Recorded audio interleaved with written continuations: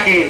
সে আনন্দ আমাদের কাটিয়ে না উঠতে আমাদের চট্টগ্রাম বিশ্ববিদ্যালয়ের 5 শিক্ষার্থী চট্টগ্রাম বিশ্ববিদ্যালয়ে ফেরার পথে খাগড়াছড়ি সদর ঘটিশোলা থেকে গিরিপুরে সেখানে তারা অপহরণের শিকার হয়। আজকে আমরা বলে দিতে চাই কারা এই অপহরণের সাথে যুক্ত, কারা পার্বত্য চট্টগ্রামে এই যাবৎকাল অপহরণের ঘটনাগুলো সংঘটিত করছে।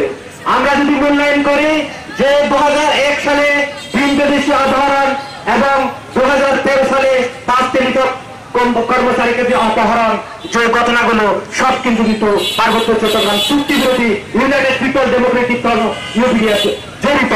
এবং এবার আমরা শুনতে পাচ্ছি যে গত 16 তারিখ যে আমাদের 5 শিক্ষার্থী যে অপহরিত হয়েছে এই ঘটনার সাথে অপহরণের সাথে ইউপিডিএফ জড়িত। আজকের এই বিক্ষোভ মিছিল এবং সমাবেশ থেকে বলে দিতে চাই আমাদের যে 5 শিক্ষার্থী যে অপহরিত হয়েছে তাদেরকে আজকে 5 দিন পরে যে মুক্তি দেননি তার দ্রুত মুক্তি দিতে হবে। যদি দ্রুত মুক্তি না দেন তাহলে পার্বত্য চট্টগ্রাম সহ সারা দেশে যে আদিবাসী জনতা, ছাত্র জনতা উপযুক্ত জবাব দিতে প্রস্তুত থাকবে।